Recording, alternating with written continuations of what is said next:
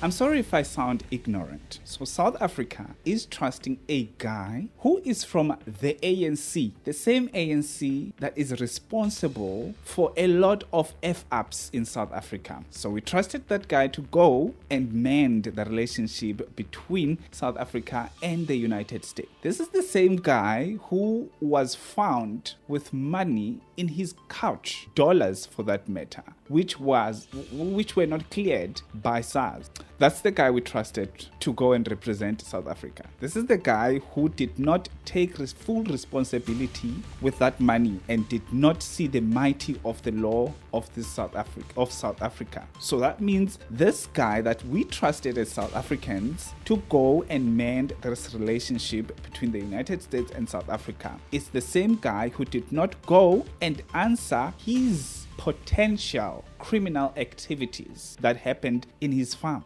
We trusted this guy who promised our people that he would be the best president that we asked for. This is the guy we trusted. This is the guy we trusted to actually have a South Africa whereby the youth is either employed in school or they are running progressive businesses. That's the guy that we trusted to fly from South Africa to the United States to sing the song that says these two countries need each other. We need that trade with the United States because the United States is the second largest trade partner for South Africa. That's the guy that we sent there. We sent Cyril Ramaphosa. Cyril Ramaphosa. Anyway, Dumela Kazi, welcome back to the cafe. If you are new here, welcome. And if you are returning, thank you so much for gracing us with your presence. Without wasting any more time, actually, before we get into it, please do like this video. It helps a lot. Subscribe if you are not subscribed, and please do comment down below with your own views down my comment sections. So let's get into it.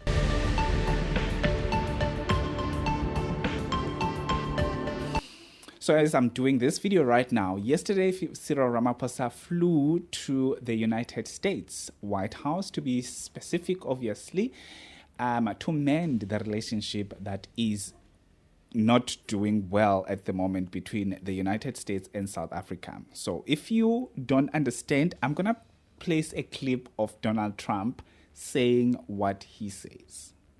Terrible things are happening in South Africa.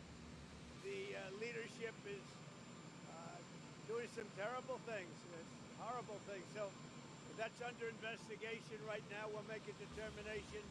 And until such time as we find out what South Africa is doing, they're taking away land, they're confiscating land.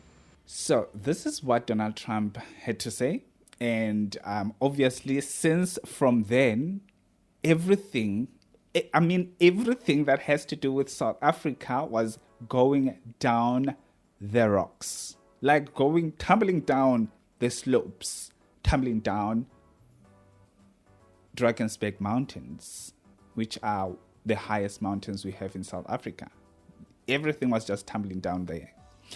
So obviously, leading to this whole thing, we have a couple of refugees that flew to the United States, or obviously repatriated by the United States to the United States because of the unfair treatment that they are receiving in South Africa. Instead of this country try by all means to meet everybody, every citizen of South Africa halfway, they go and call these refugees cowards. Like, hello, where are we here? While we are at it, the statistics for unemployment rate comes out, and unemployment rate has risen. Youth is sitting there with no jobs. And we have our own president of this country, the president that's supposed to be the president of everybody who lives in South Africa, goes and say, when you run away, you're a coward. And that's a real cowardly act. I don't care who these people are. I don't care what was the actual thing that made them leave South Africa. Because obviously we have criminal activities that are happening in South Africa, especially when it comes to criminal activities that are happening in the villages where police visibility is non-existent. And obviously, we're not going to run away from the fact that some of the farmers are killed because of racial influence, not because of people wanted to steal or whatever. There's a lot of things that are happening there whereby it end up as a farm killing and all of those things. And also, let's remember that farm murders are not only targeted to farmers that are white. They are also targeted to everybody who is there. So farm murders, when you hear farm murders, think about everybody who lives in a farm and works in a farm, not only one type of race. But we're not talking about that now. We're talking about mending the relationship between these two countries.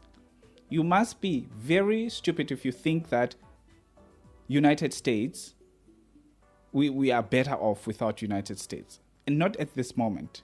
If only we build South Africa to the point whereby it can stand without the likes of United States, the superpower, then we would talk about something else. We would say, okay, fuck off United States, we don't need you. But we're talking about the United States right here. We're not talking about Mauritius. We're not talking about Zimbabwe or something. We're talking about a superpower, the second largest trade partner to South Africa. Right? It's like saying, okay, we don't care about China. We care about China. It's the biggest trade partner in South Africa.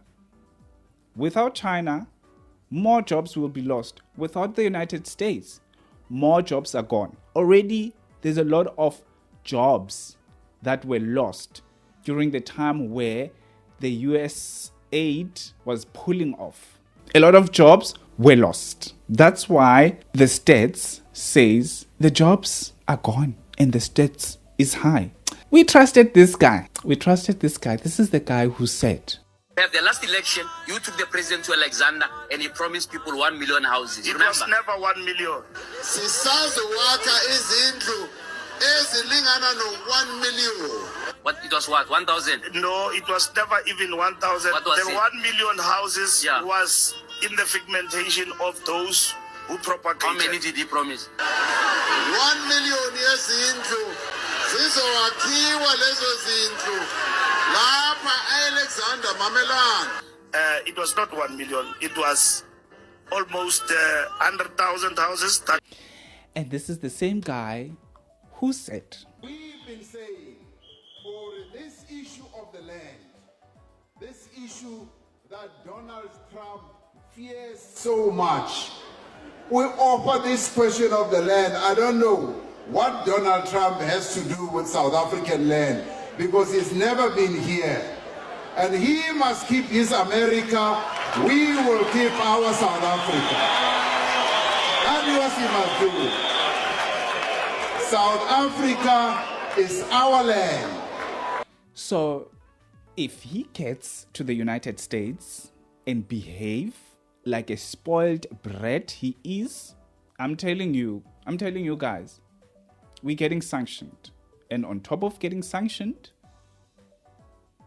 our unemployment rate is going up. And also, a lot of businesses that we have, or the potential investors, the potential businesses that might come from the United States, big businesses, might not come. And there are other companies that wanted to come to South Africa just because there's these hurdles that we have because of the BEE and all of those things. The companies don't come. I think they tried with the BEE. They tried to say, okay, we're trying to rectify the wrongdoings of the apartheid, but it doesn't work. We should be seeing that it doesn't work.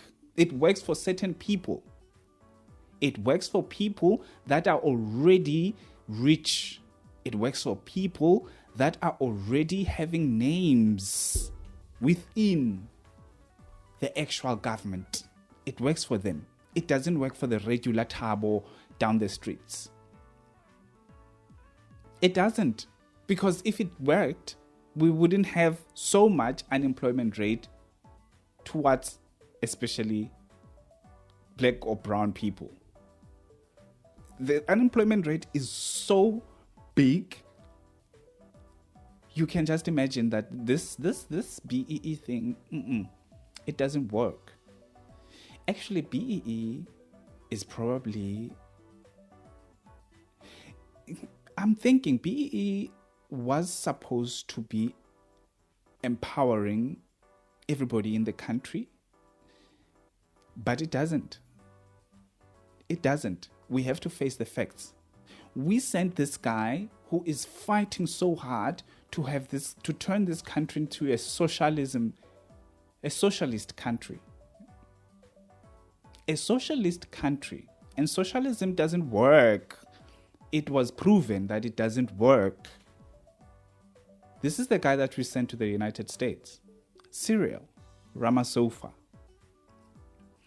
This is the guy who did not say anything about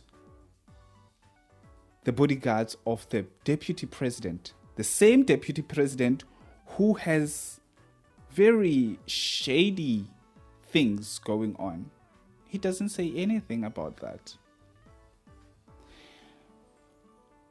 The ANC has mastered the art of dividing this country and has mastered the art of controlling the black people. So they divided you and they made you to be enraged, to be angry, not to be angry towards the government, but to be angry towards each other. That's how they did. You see the fights between black and whites and now coloreds and Indians. It's a squabble. And within black communities as well, it's a squabble. The other one is going this way. The other one is going this way. Because obviously we've got our own say. We've got our own opinions. But it's like pulling and pulling and pulling. They have mastered that art. They pull, they have mastered it. And where are you in this thing? Some of you are so poor, you don't even know what is happening. These people will make you fight and fight and fight and fight. When it's time for them to take their retirement, they are covered. If they are sick, they fly to Switzerland to get that expected health service. And they will leave the health service that they want to implement, which is the NHI. They will leave it here in South Africa and say, okay, we are not doing this.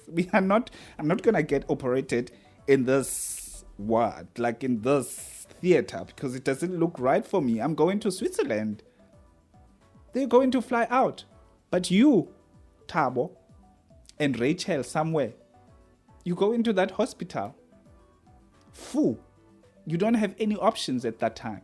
You don't have options at that time because they took away your right to be eligible to go or to be able to choose where to go. If you want to go the private route with your own medical aid, you don't have that ability anymore now because obviously Tabiseng and Tato and Rachel and Kimora, they took your bed, but that same bed, you could have paid for it somewhere else if you had a choice. But you don't have a choice because the government said NHI.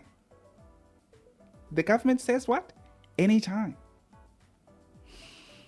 So, I hope and pray this guy is going to do the right thing when he gets there. Otherwise, we are going to be embarrassed. We already are embarrassed. We are going to be more embarrassed. Twice the amount of embarrassment.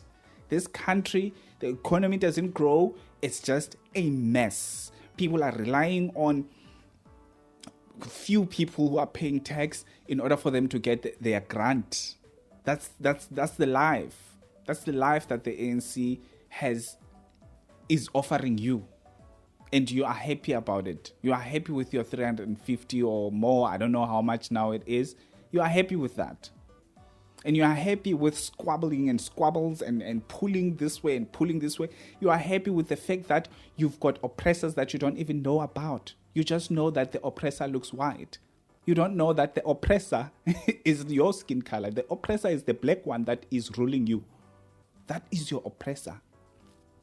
The same people that are actually, I feel like they are sabotaging the harbor in the Western Cape.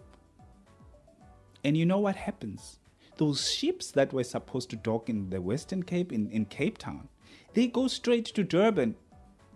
What will happen if the ships are no longer coming that much in Cape Town? Then retrenchment comes. So every little thing the ANC is doing is just to sabotage and sabotage and sabotage everywhere. Nothing else. There is nothing that is growing. They're just sabotaging everything. And they ruined everything.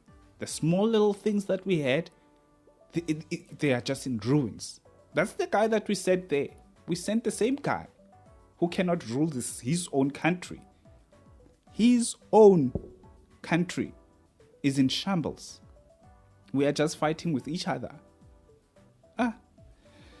Anyway, let me know what you think about this. Do you think Cyril Ramaphosa is going to have a fruitful visit in the United States, or it was just a waste of fuel and our taxes, because obviously it travels with our own taxes? This guy is a multi-billionaire, but this guy doesn't pay for himself. We pay for him. It's obvious. Thank you. I'll see you on my next upload. Please do subscribe. Make sure you like this video. Comment down below with your own thoughts. I'll see you on my next upload. Peace.